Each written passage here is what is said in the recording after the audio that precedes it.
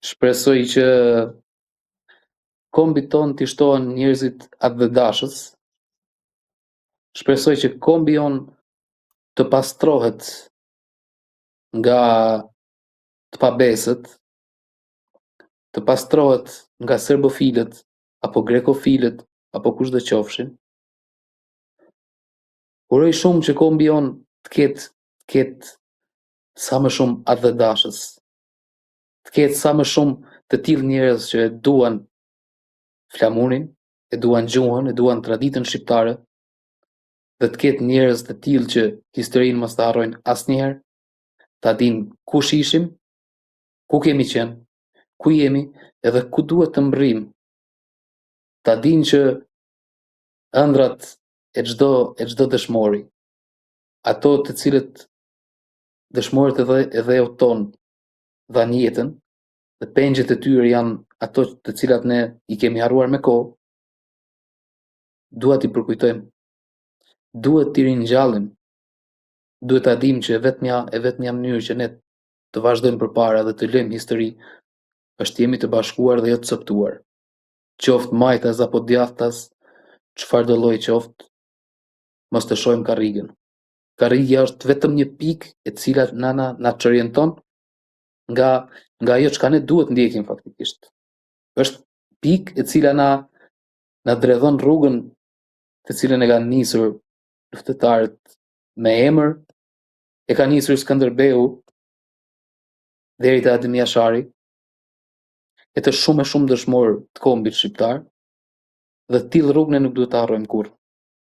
Ti shkojmë rrugës së dëshmorëve të kombit, t'ja uçojmë amanetin në fund, dhe atëherë eshtrat e tyre pushojnë të qetë, atëherë ata janë të qetë atje ku janë, dhe do jenë me të vërtetë të gëzuar, të lumtur, edhe do jemi edhe vetë ne më së shumti, sepse të realizosh ëndrrën e atyre që sakrifikuan gjithçka për ne sot është madhështore. Dhe është gjëja më e dur. Le të mos t'i shohim krahët, jo po majtas, jo po djathtas, le të mos i shohim ngjyrat, mos të shohim ngjyra të tjera përpos ngjyrës kuq dhe zi, atë çka përfaqëson flamuri jon.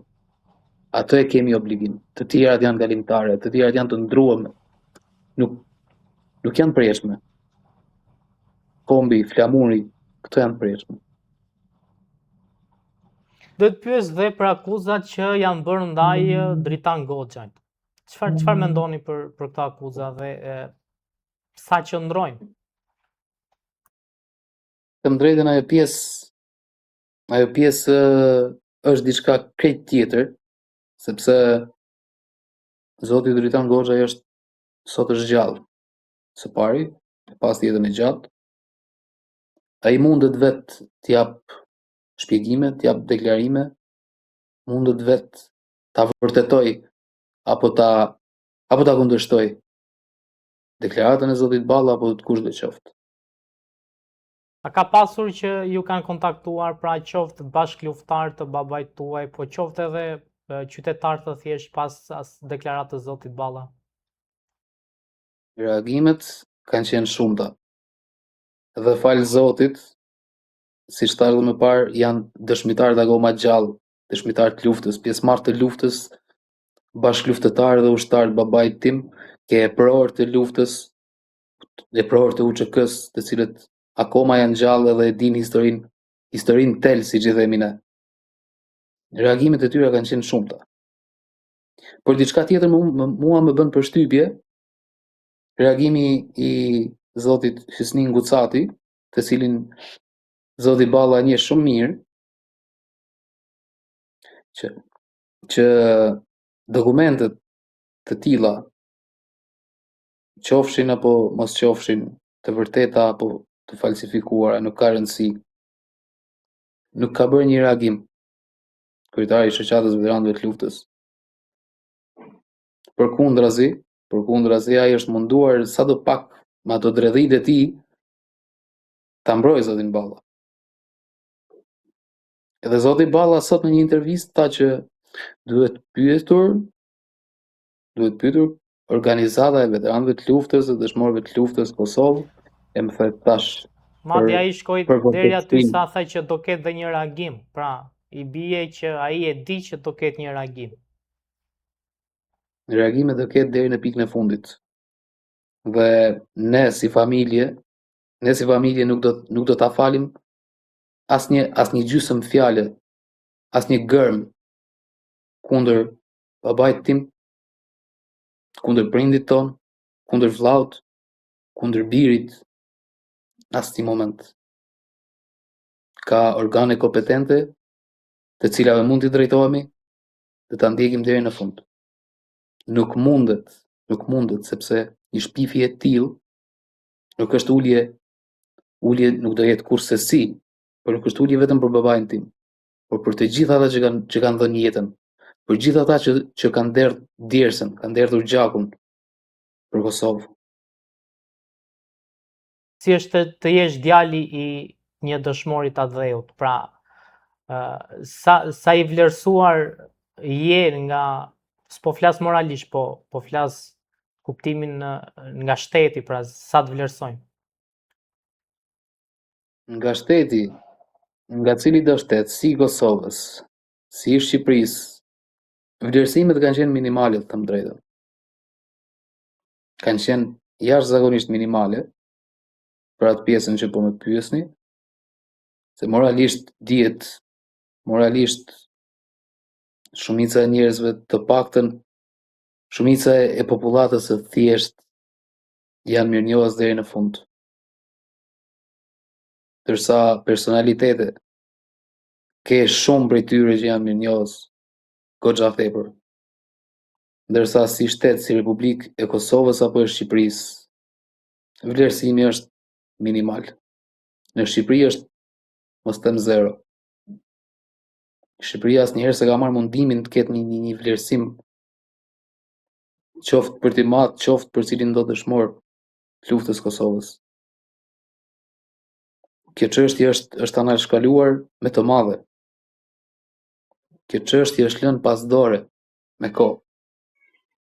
E vetmja gjë që kemi nga shteti i Shqipërisë është shpallja dëshmore e babait tim, asgjë më tepër. Ndërsa për pjesën e Kosovës, 17 vite pas rënies së tij në altarin e lirisë, 17 vite më vonë është dhënë pensioni. Një pension si familje dëshmori, gjë e cila mua më duhej kur isha 5 vjeç, jo kur isha 20 e kusur. Më duhej atëherë kur gjaku im po mrriste, kur gjaku im po kujdesej për mua, dhe jo atëherë kur unë u bëra i zoti vetes, jo atëherë kur unë u rrita me mundë sakrificë, nuk më duhej atëherë kur unë mundesha me kratë e mi të jetoja. Më duhej atëherë kur e kisha nevojën më së shumti. Gjë të cilën asnjëra republikë nuk e ka bërë, as e Kosovës, as e Shqipërisë. Dhe mos të hyj pastaj Maqedonisë. Rezart, si ka qenë jeta pas humbjes babait tuaj? Them drejtën, kemi bërë një jetë, flas në pikpamjen si mënyrën se si ka shkuar jeta, ka qenë një jetë normale, me sakrificat tona, me mundin ton, me çdo gjë tonë. Çdo ditë jam rritur me mungesën e tij, jam rritur me ato kujtimet e vogla sadopak, jam rritur me krenari tepër të madhe, sepse për aq kohë sa unë e di dhe e vlerësoj timat, e di që edhe shumë të tjerë e vlerësojnë tepër për atë çka ka bërë, dhe përpos gjithave krenaria ka qenë shumë e madhe. Përpos gjithave jam ndier i privilegjuar të jem biri i tij, dhe do jem krenar gjithmonë. Pavarësisht mundimeve që lloj lloj llumi i shqiptarisë mundohet sadopak për buzë, të përul apo të përlyej, unë e di që rruga e drejtë asnjëherë nuk mund të devijoj. Gjithmonë do jetë rrugë e drejtë, gjithmonë do jetë krenaria që mban gjallë dhe kurse si nuk do cënohet nga askush. Për këtë jam i bindur, sepse e di se kush ishte i mat. Çdo kush që ka qenë krah tij, çdo kush që e ka njohur, e din tepër mirë se kush ka qenë ai. E din tepër mirë që Tahir Sinani ka qenë i vetëdijshëm për çdo lloj vendimi që ka marrë, për çdo hap që ka hedhur, dhe qëllimi i tij ka qenë një dhe i vetëm. Nuk ka qenë përfitimi. Nuk kanë qenë karriget që e folëm më parë. Qëllimi i tij ka qenë një dhe i vetëm bashkimi i throjve shqiptare. Dhe nëse do i kishte dhënë Zoti jetë, të mbaronte në Maqedoni, ai do vazhdonte edhe në trevat tona, të cilat po quhen sot pjesë e Greqisë. Nga çamëria mandej. Ky ishte i mat. Kjo ishte mendja e tij, kjo ishte zemra e shpirtit të tij, bashkë me shumë bashkëluftar të tij që nga lufta e parë në Kosovë deri në momentin që ka dhënë jetë.